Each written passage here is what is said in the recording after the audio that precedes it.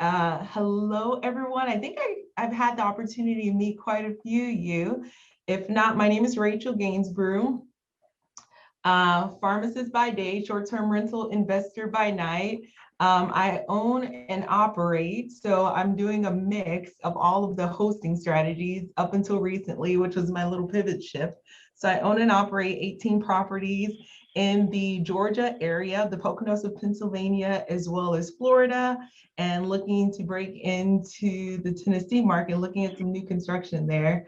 And so we primarily, the vast majority of the portfolio is single family homes, larger single family homes, but we do have a couple apartments that we are arbitraging. And so those are launched and loaded, and we're getting bookings. We're about to host our first few guests in those this week. So we're really, really curious and excited about that. Can't wait to show you guys our process as well as the results to see if it's something that you all should explore. So far, it seems really, really interesting, and it's a great and actually meaningful cash flow move. So can't wait to share, how that goes. But just grateful for you all being here. Happy Tuesday, everyone. I know it's an early Tuesday morning. I want to jump right in so that I can make sure I cover some of the material that I have prepared for you. Feel free, let's make this interactive so that you all can stop me at any point and get the value that you need if you have any questions. So let's go ahead and do that. I'm going to share my screen. Again, do not hesitate to interrupt. All right, so let me place my little chat over here. Okay, awesome.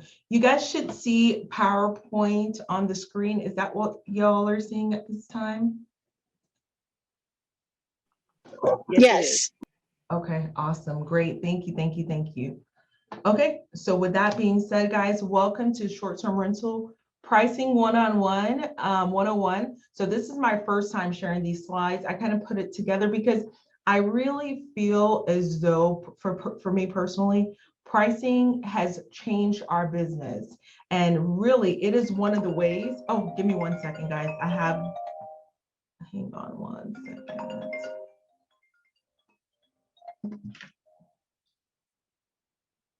Hey there, Chantrice. Hey there.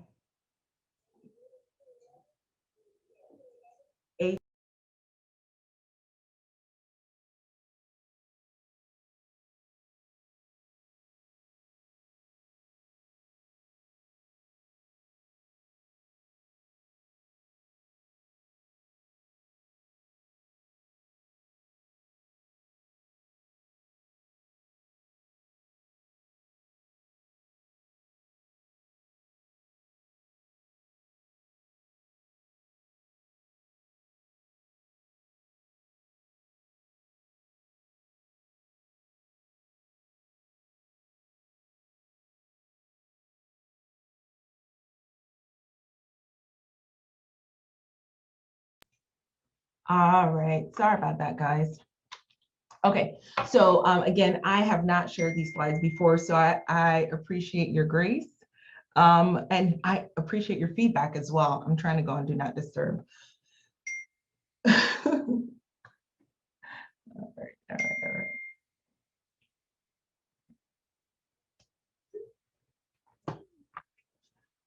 Okay, so for me personally, honestly, pricing has changed our business drastically. Initially, I was pricing manually on my own. I thought I was doing a good job, but without a pricing tool, we would not have reached the record-breaking numbers that we're at this time. And you kind of get a sense of what you think your property will make, and you always want to gauge that compared to the market. So for instance, if you compare your property to another property that is in your same market, and you know that your property has recently updated a kitchen or some recently updated things or some amenities that may not be reflected in the pricing, you definitely want to bump up that nightly rate.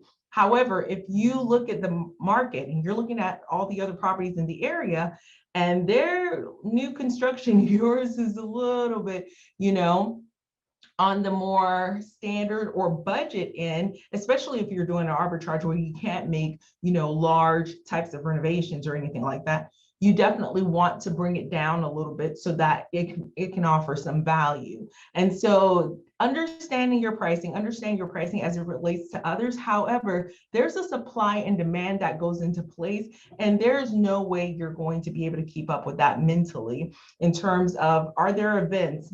Is there scarcity, and so on and so forth. We're going to talk about all the parameters and factors that go into pricing. But I just wanted to jump in and get started and let you know a little bit of where we came from and where we are now. Okay, so what is a dynamic pricing tool? So what a dynamic pricing tool does is it prices your property based on a number of market factors. On the next slide, we're gonna go over every pricing factor.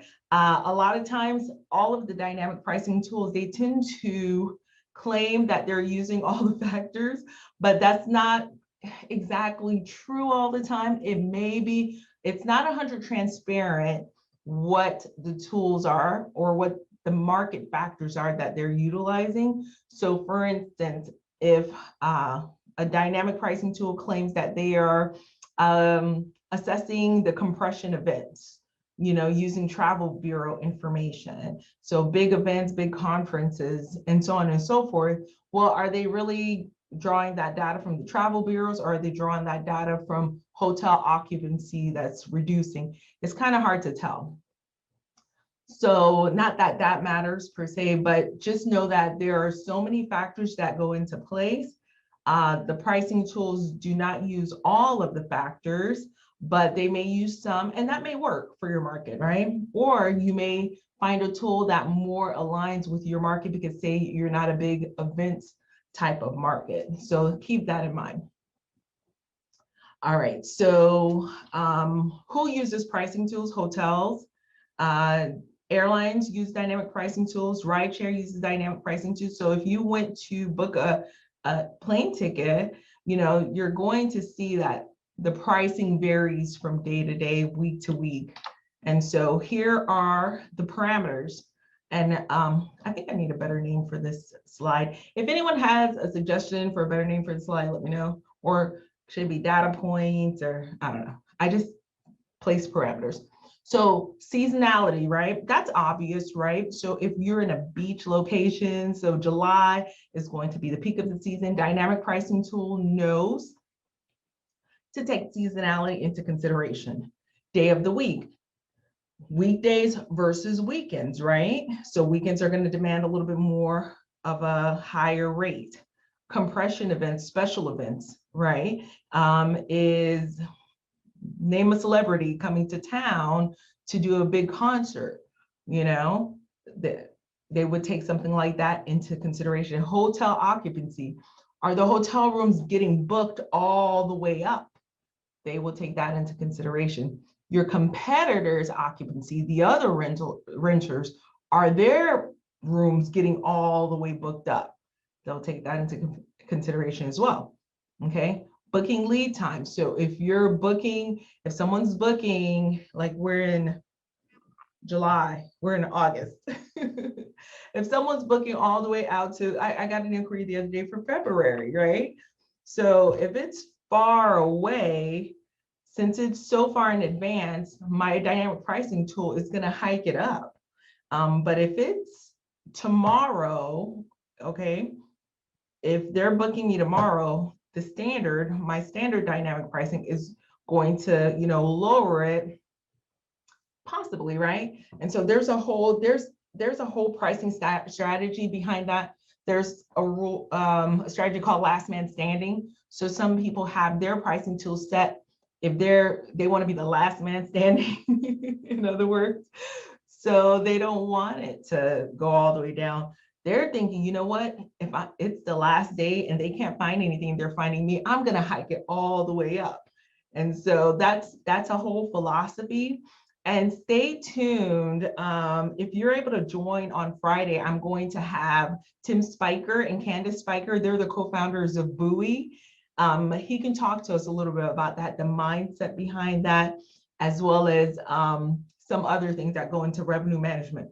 because y'all think about it this way, revenue management is a thing, like it's a thing. Every day, Hilton, Marriott, all the big hotels, they have a team of people sitting around called revenue managers, and they look at their pricing. They have the robot, they have the algorithm, but they also have this team to sit around and look at pricing and look at events. And you know what? Big event type organizations, they have contracts. So for instance, Tim is someone who taught me this about Ariana Grande.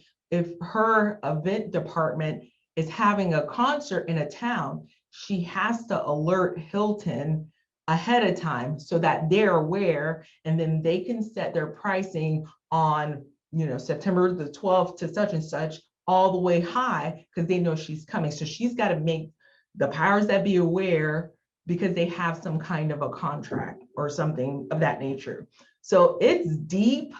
And so I'm always a proponent for leveraging those types of relationships and those types of, so if they have the data, I want to somehow, be connected to that data so that I can leverage, their resources and their investment into that. So yes, so that's a strategy. Last man standing is a strategy, and maybe we can ask Tim to expound on it, because he is a trained revenue manager. I am not a trained revenue manager. He's a trained revenue manager. I just know enough to make myself a little bit dangerous. That's it. Okay. Competitor pricing. So we looked at competitor occupancy. Okay. Now we're looking at competitor pricing. So how much our competitors are charging in the area, and then other all the booking platforms: Airbnb, Vrbo, Booking.com, HomeAway, Expedia, etc. So pardon the spelling typo, guys. So definitely these are the parameters, these are the data points that are taken into consideration when looking at dynamic pricing. And these are the data points that I'm hoping that your dynamic pricing tool, when you select one, has, so that that information can feed and flow into the OTA. So into Airbnb, into Vrbo, into Booking, into, not Furnish Finder, they don't do dynamic pricing.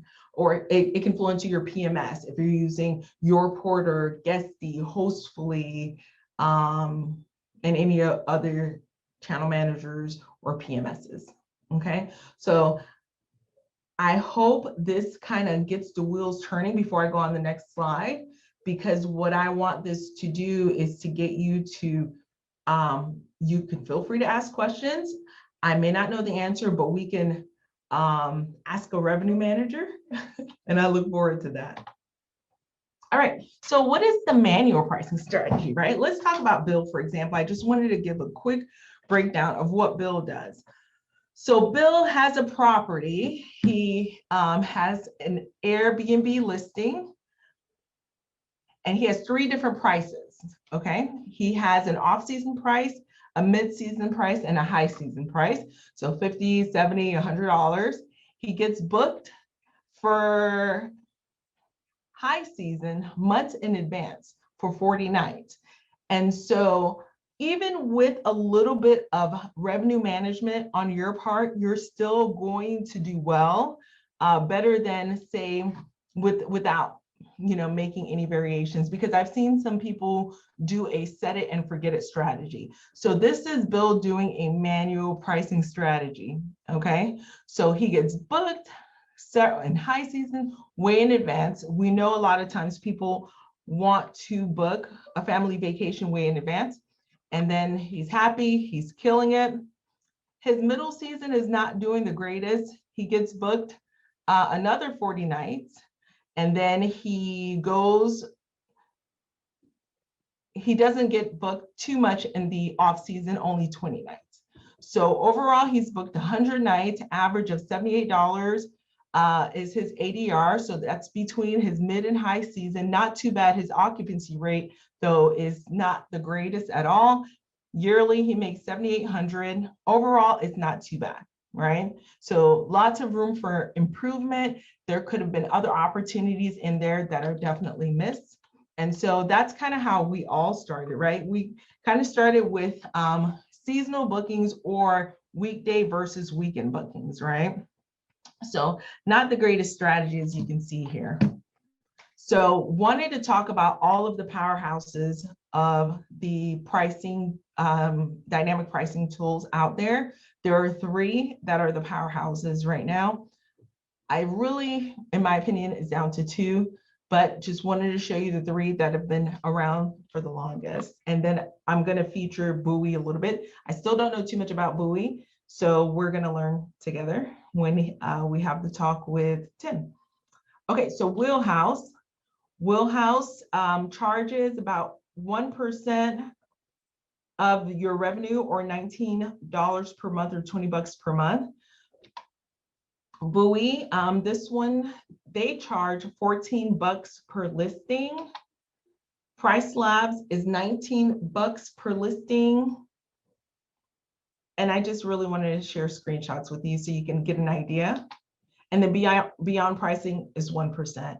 And so to be honest with you, rev share is not my favorite.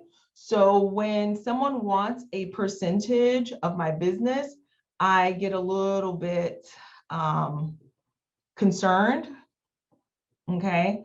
I don't like giving others a percentage of my business unless they're going to provide me such value that it makes complete sense. And so rev share, 1% rev share is not my cup of tea. And I don't know if Price Labs is going to change, or Beyond Pricing is going to change this, but 1% is not something that I'm going to be comfortable doing. And I'm sorry, guys, I'm getting another emergency message.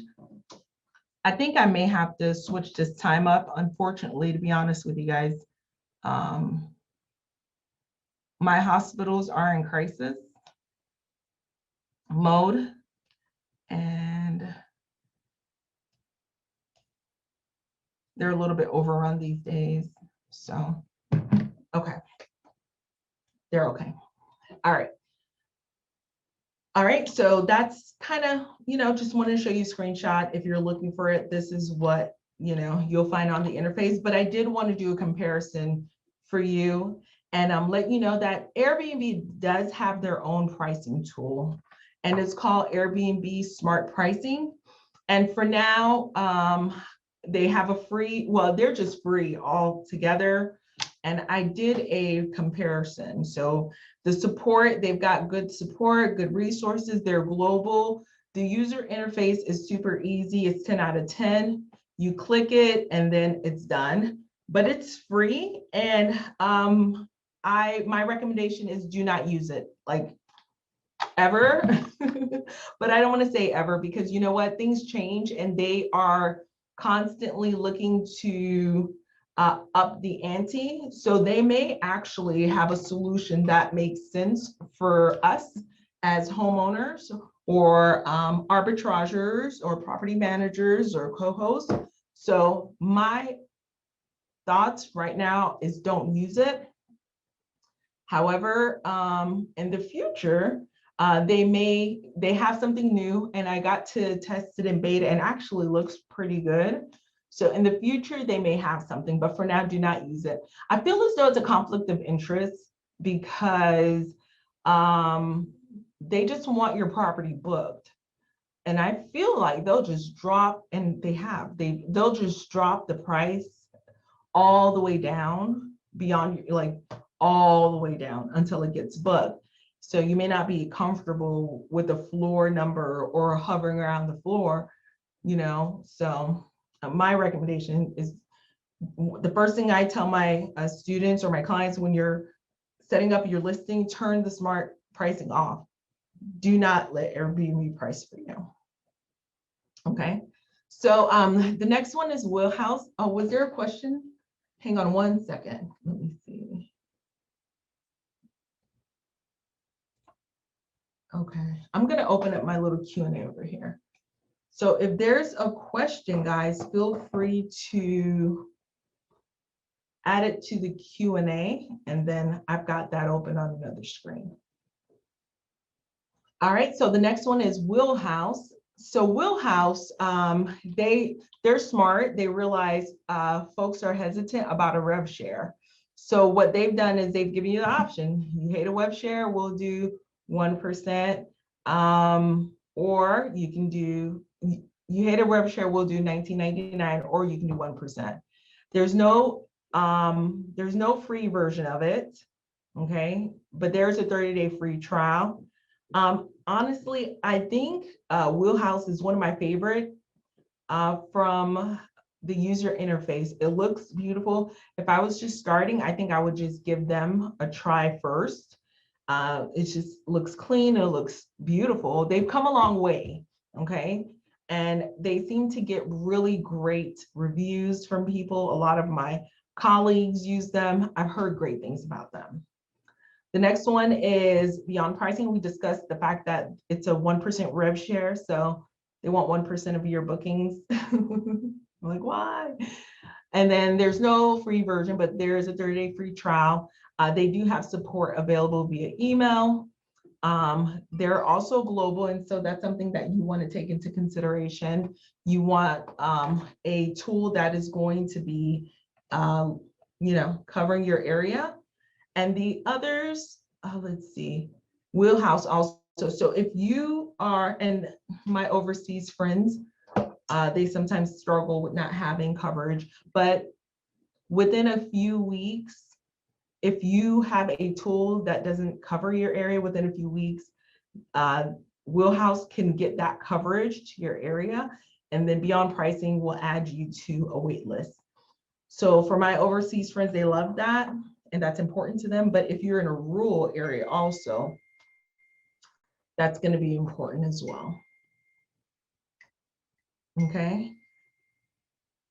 Price Labs. All right, guys, Price Labs. It's $19 per listing. There's no free version, but there is a free trial. Support is via email. Support is not the greatest.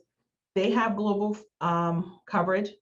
The user experience, 7 out of 10. The interface, guys, to be honest, is kind of clunky, but it doesn't look the best from an interface perspective, but it's the one I use personally. And the reason that between all the other options, they were the best at the time. And we have been tremendously profitable with them. I refuse to rock the boat with my current properties, period. However, I'm willing to try the next property we're onboarding. I'm willing to try Price Labs on, maybe Wheelhouse or Bowie on another, but I'm not going to rock the boat because we've been tremendously profitable with Price Labs. And if that changes, then I'll move on. But so far, so good.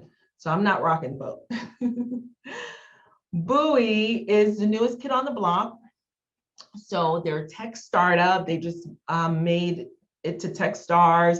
They've got all this funding, all this support to do something great.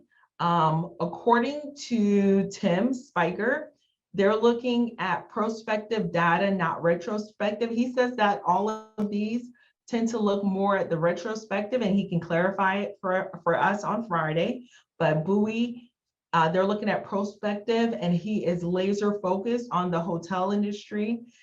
He himself is a revenue manager. He managed several big box hotels. He sat in the room. I think Oasis is the company he worked for. He sat in the room. My problem with them, and at $14, I mean, that's great, right?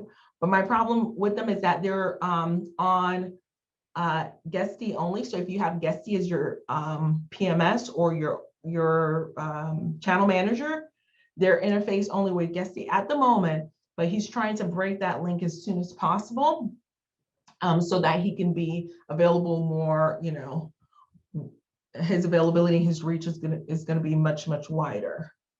Okay, I don't know about the user experience yet. I don't know any of those details yet. So conclusions are to be continued, but I'm excited to see what he has to share. And he's going to share with us and give us some education on Friday, and we're going to record it. And he's going to just help us understand more about revenue management, because it really has changed our business. It's changed our lives. So to give you an example, the property that we had that was featured on the TV show started off as a long-term rental when we purchased it. They were generating $1,800 a month gross on a long-term rental. We did some updates, nothing to write home about, nothing too crazy. Last month, we hit a record breaking month of 28,000 that month, and it's average overall from 15 to 28,000, so about 22,000 a month. And never in my wildest dreams would I have thought of that number, because the number is just so outrageous. Never in my wildest dreams. So had it not been for a revenue manager or a revenue or dynamic pricing, so that has the ability, and that's really, it solidifies my approach, which is, as I told you guys, how do I own the least amount of properties that generates the greatest amount of profitability? For you to generate that type of revenue in the real world, right? You would need 10, 15, rentals. And so this one rental is generating that, which is crazy. And so we're seeing that with these single family homes that are 5+ bedrooms in certain areas. And it's not all the time, there's ups and downs, but catering again to large families, the insurance claims, and the film industry, film execs. So those are really the client avatar that we've been serving.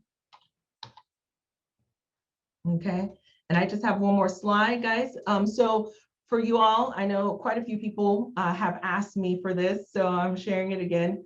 What is, where do I start investing? What is a good location? I really believe in starting in your own backyard if you can. And if you go to shorttermgems.com/best2021, shorttermgems.com/best2021, you'll get my list of the top 75 cities with the highest profitability. And the second tab, I just really wanted to represent every state. So the top 75 cities do not represent all the states. There's a handful that didn't make the cut. However, the second tab has the cities, the remaining states represented. So the best cities in those states for short-term rental investing. Okay. And so that's all I have for you guys. I'm gonna stop my presentation and open the floor for questions. Oh, looky.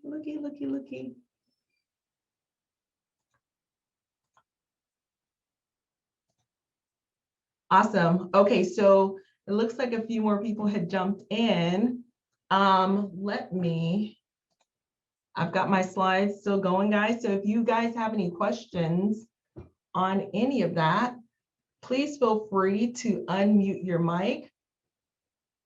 And if not, speak up. Tell me how you're pricing your properties right now.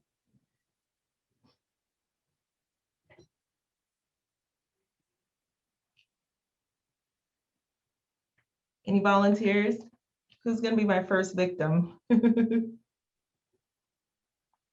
I'm going to start calling names, y'all. Hey, Rachel, I actually have a question. Yeah, please. This is Vanessa. Sorry, not good timing. Okay. Question on the tools that you went through in detail. So all 5 of those. I was wondering, have you looked at a breakdown of, or are you aware of which of those tools looks at all of the factors you started out with in your presentation, like when you went into the details with the competitors' pricing, competitors' availability, the hotels, all of that? Do all of those tools that you went through consider all of those factors? Yeah, that's a great question. I'm going to share again so that everyone can see what you're referring to, because that's a really important question.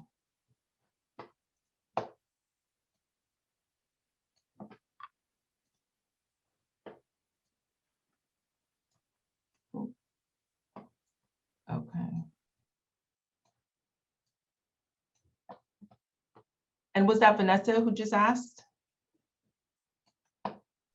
Yes, it was. It was, okay. I'm starting to recognize voices. All right, guys. So can you guys see my screen again? Yes, we can. Okay, awesome. So this is what I was calling the parameters, right, guys? These are the factors that the pricing tools will take into consideration.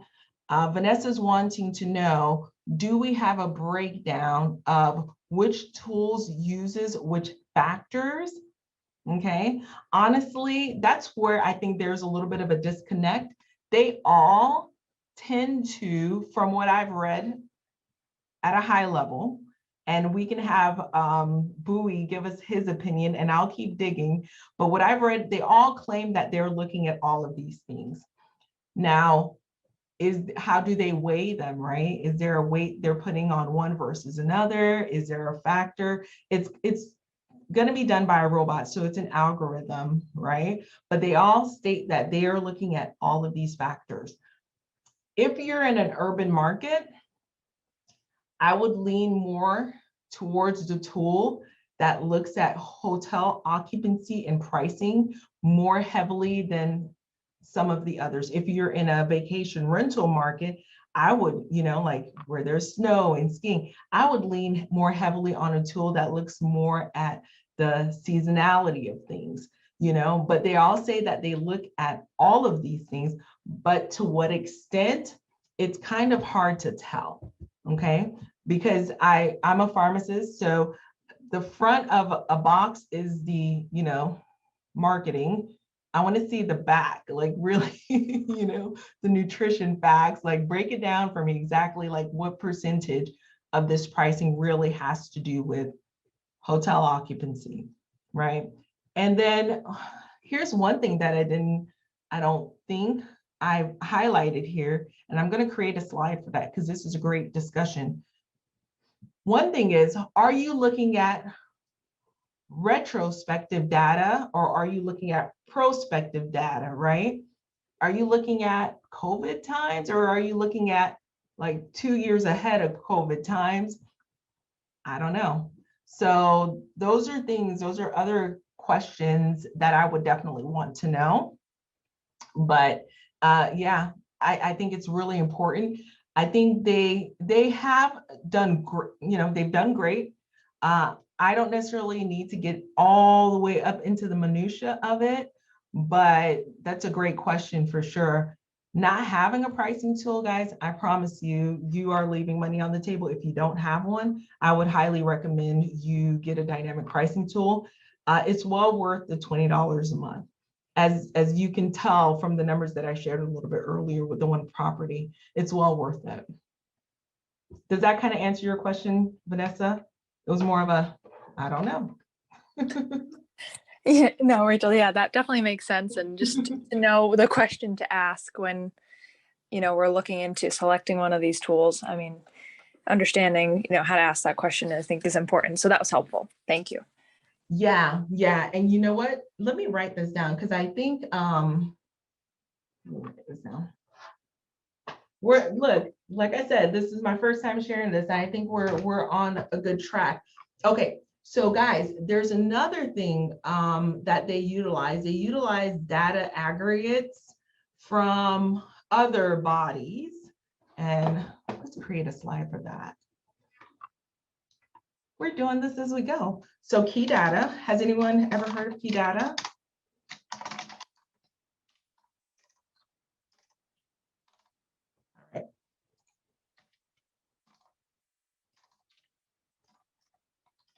So two huge data sources, okay? Of course, AirDNA, that's what you and I use. We'll use rabu.com, data.rabu.com. That's what the lay people use. But like legit, huge data sources are going to be key data, okay, and transparent.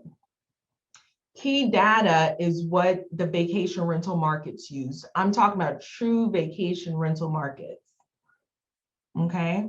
So look at that. I don't think it's a resource that you and I will be able to tap into. You have to have certain, like when you call up and they tell you, when I ask for, say, hey, I would love a subscription for a month, when the price isn't on the label and you have to meet with people before you can get, you know, the subscription, you already know, like, it's going to be uber expensive, and it's more of an enterprise wide, and Transparent is similar.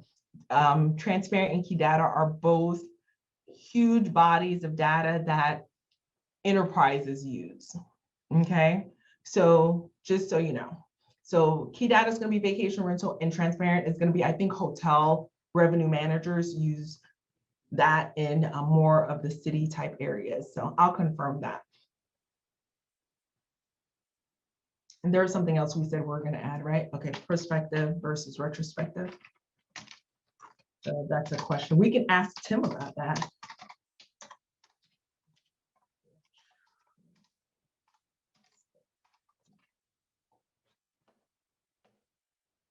All right. Did I see a question come through? Yay, there's a question. Okay, it's not showing me. Oh, there it is. Here's the. Yes, Jonathan is asking for the slide presentation. Jonathan, there may be typos. Is that okay? There are typos. Not maybe. I saw typos along the way. If that's okay, I am happy to send your way. All right. But I think this slide right here is going to be a really good one to. I'm going to add Airbnb.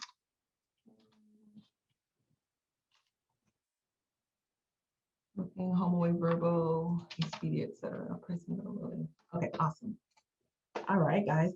What other questions are there?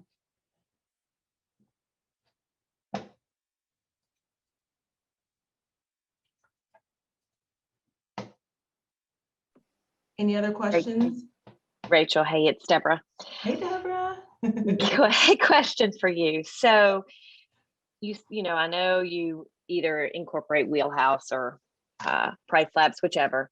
How do you know, or how do you gauge if you should go in and up what they've recommended to you? What are your clues that maybe they aren't honed in as well as they should be? Or do you do that? Or do you just let them dictate to you? Yeah, that's a great question. So when you're first setting it up, especially if you have a property that you have been managing for a while without pricing, give me 1 second. I think I'm going to sneeze. Hang on. Okay. So when you're first setting up, they're going to give you a base, okay? And the base is going to take into consideration most of those factors that we spoke about a little bit earlier. And then they're going to say, for your property, based on comparing your property to others, your property, the base should be around $150 a night. And it gives you that base, right? And I love short-term rentals because everyone's information is out there for everyone to see. I'll do a mock-up booking for other properties that are similar, other properties that are a little bit better than mine, other properties that are a little bit worse. And yeah, I should fall in between somewhere around that. How many heads am I sleeping, right? If I can accommodate 10, oh, you better believe that I'm going to be, you know, at the upper quartile. If I can only accommodate 2 in a unit, well, I shouldn't be able to charge like the property that accommodates 10. So those types of things you look at, your occupancy, you know, how many you can accommodate versus, so you get to know your numbers. So you can say, okay, 150, yeah, that sounds about reasonable. Well, if you go in and you're setting it up and for whatever reason it says your base is 1,000, then you're like, holy smoke, no, that doesn't make sense. So your base should dance around, you know, if they say it's 200, you're like, ooh, that's a little higher than I'm comfortable with, but it's okay to just leave it there, right, as a base. what's going to be the most important for you to do is to set your floor. And then a lot of people set a ceiling as well. Okay, so your base is the in between, your floor is the lowest you're ever willing to accept for that property, because the tool is going to price your unit the far out date. They're going to price it high, if that's the way you allow it to be set up. Typically, they price the far out date super high, and the closer you get to the date, the lower they keep dropping it. But how low can you go, right? Do you want to go so low just to get it booked? Or is there a breaking point? You're like, you know what? No, it's not worth it for me to go lower than $80. And then when you start to go too low, you start to maybe attract a guest that may not be the best fit. Okay. So those are the things to look at. You want to set your floor. Like, I don't want to go lower than this. You know, I'd rather let it sit empty than go lower than this. And then you want to potentially set your ceiling, because say they're like, oh my gosh, everything is going crazy. This is going to be $1,000 a night because it's some crazy event, right? Are you comfortable with that? You know, do you feel as though you may get, you know, they'll come for you for your reviews and say, wow, this was, you know, these guys are crooks, or this was, you know, terrible. And this, if you feel as though you're not comfortable with the ceiling being open-ended, you can set your ceiling and say, no, it shouldn't be anything greater than $500. You know, that would be a fluke, but it shouldn't be anything great.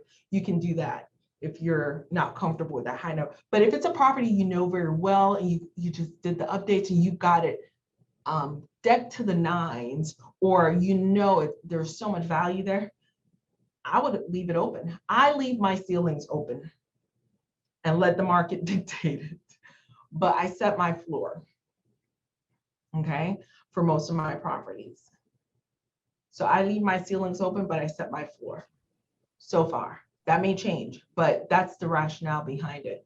So as far as the base, make sure the base makes sense to you, you know, depending on, you know, what the competitors are doing.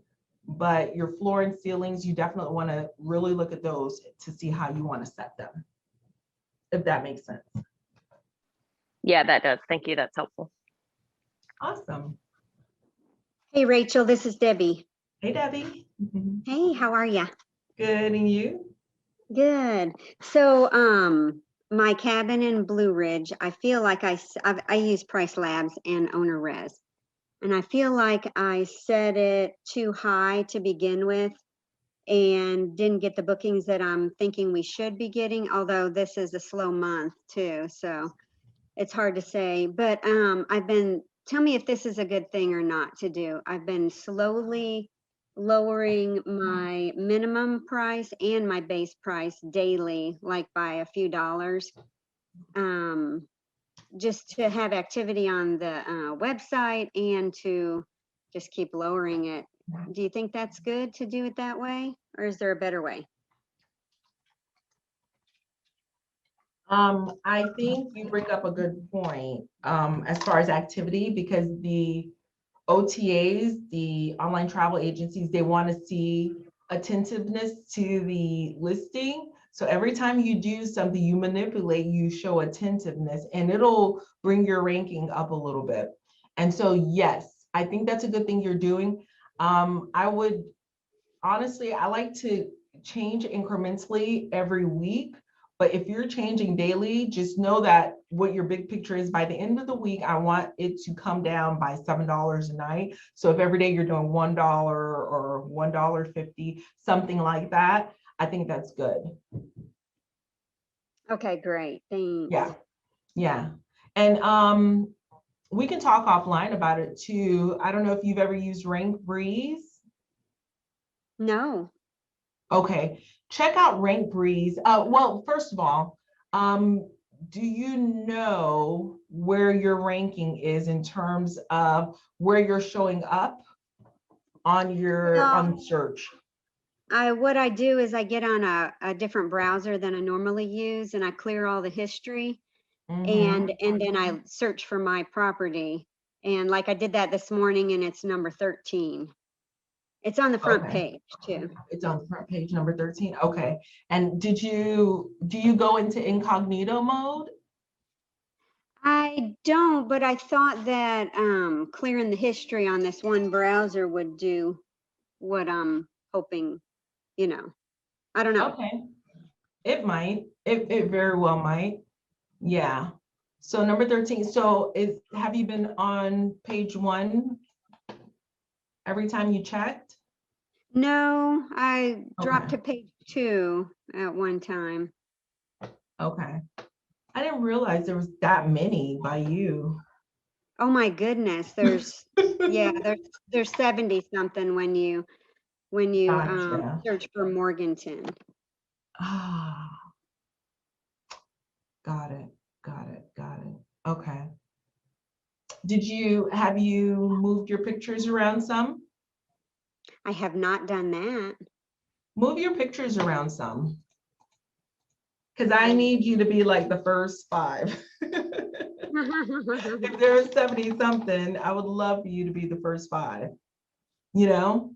I would love that too. Mhm. We need the picture to stop. My friend Sean McGregor, what's his work? I forget his business name. And then we may need to get pictures that, I love your pictures, by the way. Your pictures do pop. He does something funky with his, I think, that makes them pop even more. Let's see. Sean McGregor. Let me see if I can find him. Well, reach out to me. I want to find Sean. He does like a 4-in-1 display. Hmm. Sean.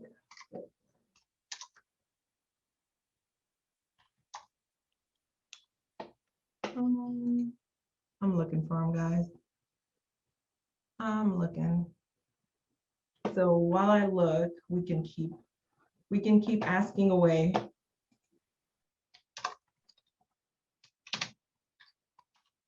I think the key for you, for your market, is going to be to get them to, to stop the scroll. When you compare your properties with the others, how's their pricing? Well, it's so tricky because there's a lot lower and there's a lot higher. And so I was pricing toward the higher end. Mhm. And but we listed it right after 4th of July, so we didn't get that big weekend. But we've got 3 wonderful reviews so far. Oh, Um, that's so good. I mean, paragraphs of just kindness and how much they loved it. So it's really sweet. Oh, that's so good. That's exciting. It is. And I'm still looking. Okay, I Hi, found ladies. My Sean. name is Allie. I just had Hi, Allie. something I wanted to ask you, Debbie. Hi, Rachel. Yeah. Since it's the first time I really have a second to go through with you, I wanted to know about pets. Do you allow pets, size, price difference on those? And then for Debbie, there is an Airbnb conference, like a boot camp I did. You said you had 3 good reviews. They were recommending if you don't have enough reviews, have your friend book. You can pay them back and then they can leave you reviews to rank you up into those, because if I go myself on Airbnb, I'll be looking at the one who have the good reviews. I'm not going to go to the one who just have 1, 2, 3, or 5 reviews. So they recommended to have all your friends book it, and then they can leave you reviews that way and then just help you to rank better so people are more confident renting your place. Thank you. Thank you for sharing that. There's a strategy. So increasing your number of reviews. That's a good one.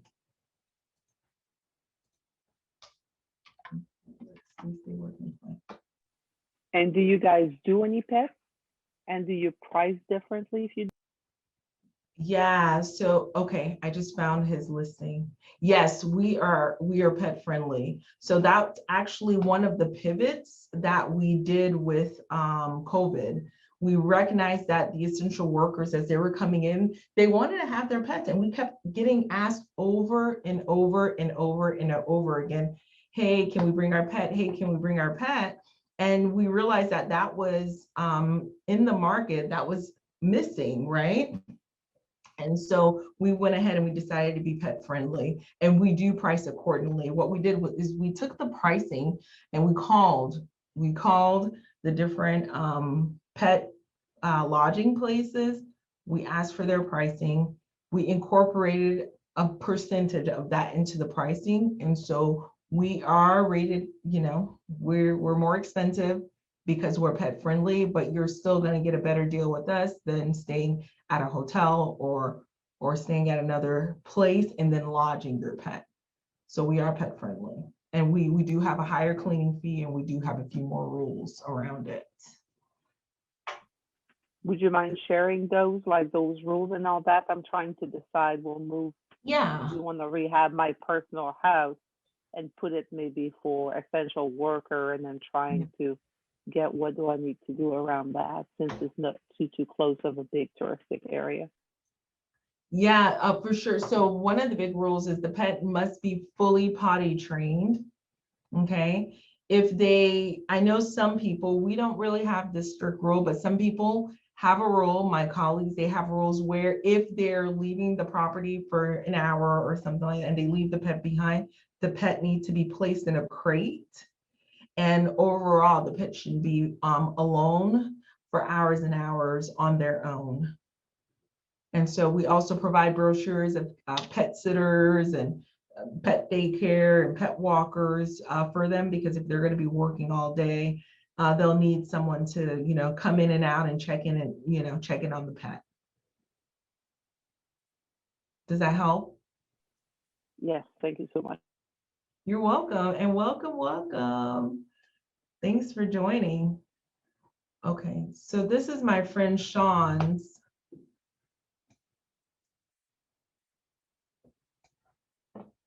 And so when you go to his Airbnb listings,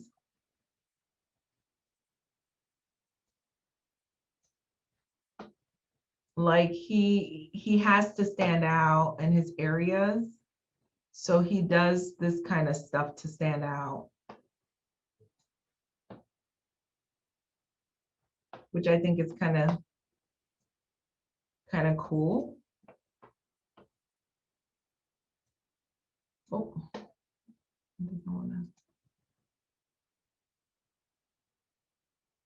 okay. Can you guys see the Airbnb listing? Yeah. Okay, just making sure. So if I'm looking in a sea of other properties, this one would definitely capture my attention. So everyone knows to have good pictures now, right? So something like this, I think will definitely capture my attention. Just kind of food for thought. Just this fully stocked kitchen, amazing view. Is that kind of helpful, Debbie? You think something like that might make you stand out? Yes, I love that. Where is he located? Sean actually, I don't know where his actual location is, but Well, where his B&B is. He has a lot of properties, a lot, like a lot. They're all over the US. I love that. Yeah, let's see how many.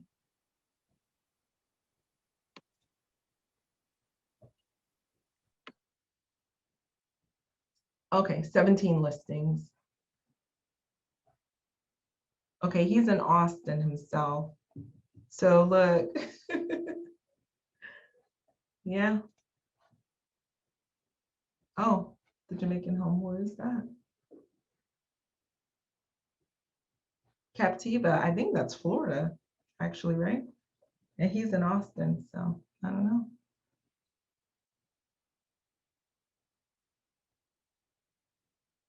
There you go. Can you put a link in there so we could see that ourselves? Thank you. Sure thing. Let me see.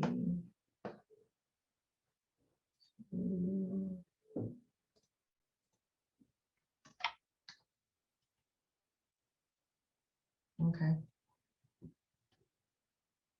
Oh, it looks like we had a couple more questions, guys. Hang on one second. I see questions.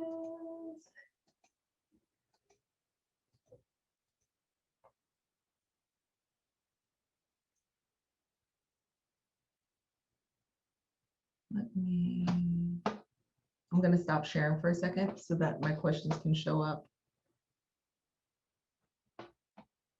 Okay, there they are. I'm connected to 2 additional monitors. Okay, do I manage all the properties myself? Jonathan, I do, but I use a team, and that's who was calling a little bit earlier. Someone from my team. It's okay. Yep, and they're messaging again. So I have a team of virtual assistants, a team of cleaners, and a team of handymen that help. So similar to if something in my house gets broken, I would have to call someone to fix it anyway. So that's kind of how I treat my business. So I have a team that that takes care of stuff. So I manage it myself. My virtual assistants manage the communications with the guests, and my cleaners and my virtual assistants, they kind of collaborate in terms of, hey, the guest is checking out early, or hey, the guest is checking out late, they have this reservation. So I haven't spoken to a guest in a minute, in quite a while, because the VAs, they take care of all the guest communication because I work a W-2. And so that's kind of what I leverage. And because we have that team set up, we've had an opportunity to onboard more homes and more people because the team can handle it. We operate to Dario. Thank you for, and that was a question from Jonathan. Yay. Deborah says, is the Friday call going to be Facebook Live, recorded and aired later? So great question, Deborah. I have another VA working on that. So they kind of run the show these days. They're going to let me know if I'm doing it Facebook Live, or if it's going to be a Zoom, or if it's going to be a combination of the two. So they're working on the kinks. I'm 99% sure it's going to be a Facebook Live, but it may be via Zoom. I would love for it to be live. Well, it will be live. It will be live. It'll either be live via Facebook or live via Zoom. We'll keep the information in the group for sure. Okay. And it will be recorded also. So if you're not able to attend, feel free to check out the recording. And also, if you have a question and you can't attend and you want Tim to answer a question for you on there, send your question to me. Ask a revenue manager. He's a revenue manager. So send your question to me and he'll answer it on air. Okay. Last question, and I'm going to have to jump. I see we're at the top of the hour. Oh my gosh, guys, this call always goes over. How does your Poconos investment compare to the other markets? Poconos investment is killing it, guys. It is totally killing it. Compared to the other markets, the other mountain markets, it's similar. We have had some really record-breaking months. For instance, I will tell you, there are properties that I own and there are properties that I co-host and manage in the Poconos. 10 units in July. July is peak now. July is peak, so their mileage may vary. 10 units in July made over 220,000 gross. So that's 10 single-family homes. Vast majority is 5-bedroom, but it ranges from 4 to 8 bedroom. That's how much they gross in the Poconos. And what's incredible about the Poconos is there you can still find a few affordable houses, but that's changing, right? But the Poconos is fantastic. It's absolutely fantastic. So stay tuned for more about the Poconos. We're actually looking at building a resort there. So yeah, that's all I have, guys. Thank you. Thank you. I got to jump to another call at 10 that I'm a couple minutes late for, but I so appreciate each and every one of you. Feel free to grab the lead magnet that I sent you, shorttermgems.com/best2021 to get that list of the best places to invest. You'll see the Poconos is on there. The Poconos have made top 2, top 3 for the past several years. And there's a reason for that, because you know, what you put in, you're going to get more out of it. Okay. All righty. Thank you. Thank you, guys. Have a good rest of your day. Happy Tuesday. Bye now. Oh, Tadario is a broker in Tennessee, guys. So if anyone needs help in Tennessee, Tadario, stay in touch with us. Join my Facebook group so you can make sure you're in touch with the group. Okay. And let me see. Let me send you my email. I'm always looking to make more and more connections in the vacation rental market. Reach out to me via email. That way you can stay connected. All righty. I just sent you my email to Dario. Veronica, oh yes. Veronica, we gotta come. We gotta come to Puerto Rico. I need to be in Puerto Rico. Thank you so much for joining us. I didn't want to say anything to you because I know you're moderating another room, so multitasking. So yay. Thank you for joining. I appreciate you. I hope this was helpful. And I know there was a message from Jonathan. Jonathan wanted the slides. I may just add it to the Facebook group. So Jonathan, join the Facebook group for the slides. Just kidding. I'll send them to you. All righty, guys. Have a good one. I'm so late. It's going to be okay. Bye now.